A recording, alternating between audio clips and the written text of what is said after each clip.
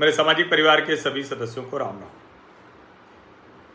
आगे संसद और विधानसभाओं में जेनजी का जोर बढ़ने वाला है।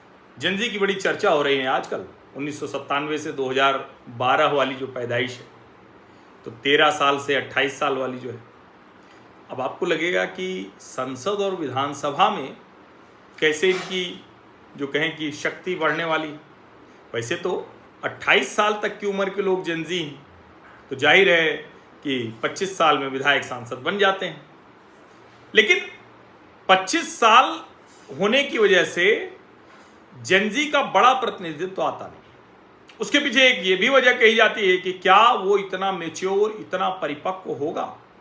फिर ये लगता है कि आज के समय में जिस तरह की स्थितियां हैं, उसमें क्या वो परिपक्वता का पैमाना भी बदला है क्या। तो ऐसे में क्या जेनजी की जो सहभागिता है वो चुनावी राजनीति में, विधानसभाओं में, राज्य की विधानसभाएं और संसद में बढ़नी चाहिए। इसका तरीका क्या हो?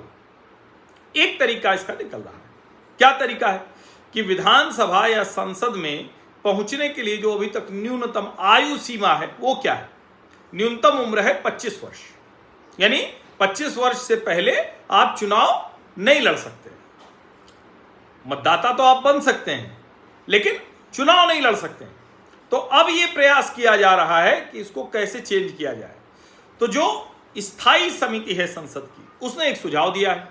उसने कहा कि भाई ये जो न्यूनतम उम्र है चुनाव लड़ने की, उसको 25 वर्ष से घटाकर 21 वर्ष कर दिया जाए।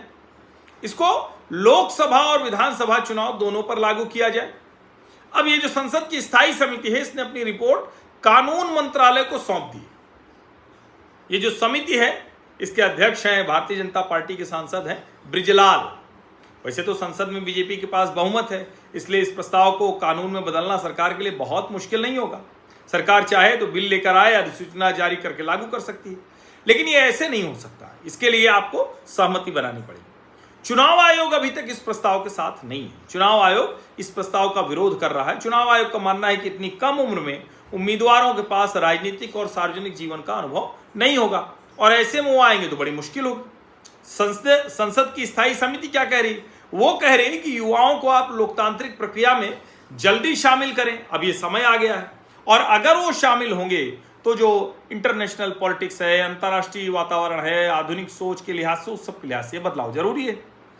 अब जाहिर है कि अगर 21 साल का होगा तो 21 से 25 वाले युवा और ज्यादा उसमें शामिल भी होंगे। 100 करोड़ मतदाता हैं भारत में, 100 करोड़। सोचिए जरा, 1 अरब। 20 से 29 साल के जो मतदाता हैं वो लगभग 20 करोड़। 21 से 25 साल के जो मतदाता हैं वो लगभग 8 करोड़ हैं।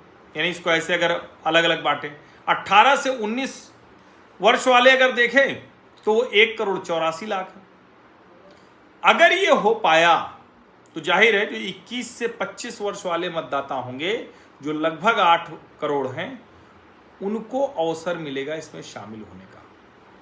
अब अगर ये हो पाया, चूंकि भारतीय जनता पार्टी की अपनी सरकार है और नरेंद्र मोदी कई बार उस तरफ जाते हुए दिखते हैं जहां आमतौर पर लोग नहीं जाते हैं।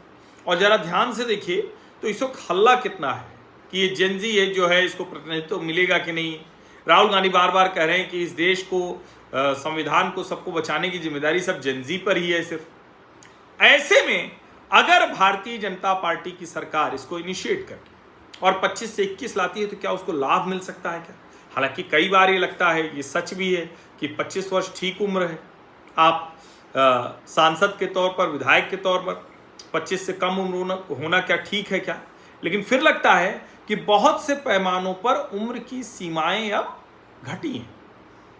पहले जो परिपक्व होने की, मैच्योर होने की उम्र हुआ करती थी, वो बदल रही है। तो क्या 21 वर्ष का व्यक्ति अगर जो मतदान कर पा रहा है वो चुनाव नहीं लड़ सकता है?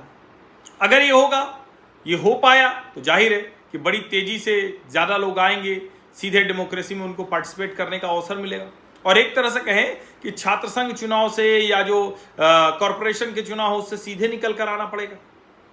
अब इस पर जाहिर है डिबेट लंबी होगी, होनी भी चाहिए, क्योंकि सामान्य मसला नहीं है। सीधे संसद और विधानसभाओं में हमारे प्रतिनिधियों को चुनने का मसला है। सवाल ये भी है कि क्या 25 वर्ष से भी कम उम्र के व्यक्ति को जो 30, 35, 40, 50, 60 वाले हैं वो नेता मान पाएंगे क्या? क्योंकि अभी तो मुश्किल ये है कि जो कम उम्र के लोग हैं वो भी कम उम्र वालों को नेता नहीं मान पाते। अभी हमने नेपाल का उदाहरण देखा है, जहां जेनजी ने सब कुछ तो कर तो दिया, लेकिन उसका सत्ता संभालने की स्थिति में नहीं रहे। यहां तक कि जो बालेन शाह, सुदान गुरुंग और दूसरी जो बात रवि लामछेन बात हो रही थी, वो भी तैयार नहीं हो पाया। अंत में सुशीला कार्की जी को अंतरिम प्रधानमंत्री बनाना पड़ा। तो आसान नहीं है, और इसीलिए मैं कह रहा हूं कि ये हो सकता है, लेकिन अभी इस पर काफ़ी डिबेट होनी चाहिए, और उस डिबेट के बाद ही ये तय करना चाहिए। इसको जरा देखना भी चाहिए, सरकार को इसमें सर्वे वगैरह भी कराना चाहिए। लेकिन हाँ, अगर संसद की स्थायी समिति में आ गया है, कोई विचार आ जाता है, तो बहुत दिन तक रुकने वाला होता नहीं। तो ये क्या 25 में तो नहीं लगेगा, 26 में, 27 में, 28 में, या फिर लोकसभा चुनाव 29 में। तो क्या लोकसभा चुनाव के पहले के विधानसभाओं में भी, जैसे 27 में उत्तर प्रदेश की विधानसभा है, तो क्या उसमें भी ये लागू हो जाएगा? देश का सबसे बड़ा राज्य है, ऐसे ही अलग अलग सभी के हैं जो है। उसके बाद फिर मध्य प्रदेश, राजस्थान, छत्तीसगढ़ है, गुजरात है, उसके पहले तो मतलब बहुत से हैं। तो देखना होगा, पंजाब है, कि ये कब तक लागू हो पाता है। लेकिन ये विचार तो सामने आ गया है। आप सभी का बहुत बहुत धन्यवाद। सब्सक्राइब अवश्य कर लीजिए, नोटिफिकेशन वाली घंटी दबा दीजिए, लाइक का बटन दबा दीजिए, अधिक से अधिक लोगों तक इस वीडियो को पहुंचाइए। और आप भी जरा बताइए ना, 21 साल का विधायक चुनेंगे, 21 साल का सांसद चुनेंगे, ठीक रहेगा? लिखिए, कमेंट कीजिए। ऐसे ही तो चर्चा चलती है, संवाद होता है। धन्यवाद।